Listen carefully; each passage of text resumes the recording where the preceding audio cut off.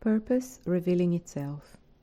My brother Ian has run a property business for most of his life. A few years ago, he developed a problem with his knee. This caused him great stress and concern, as he feared he would no longer be able to perform his business duties. He called me to discuss the matter.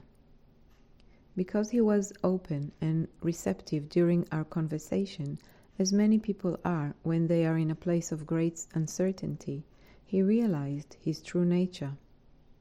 I had tried to have a similar conversation with him years before, but it hadn't registered.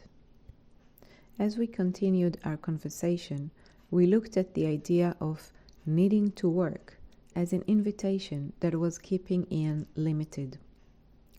This was a deep-seated concept, as it is for most. And within this concept are more beliefs about how much a person should work and what that work should look like. In Ian's case, as in many people's, the world's idea of work had worked Ian to the bone. We then reviewed Ian's finances. What many people don't realize is that going to work is one of their biggest expenses, especially if you operate your own business, but even when you don't.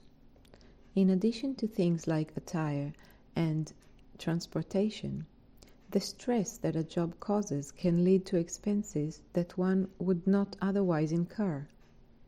If you are attached to concepts about work, they are probably being triggered right now just by reading this. In the case of my brother, we discovered that it was costing him just as much money to stay in business as he was making from the business.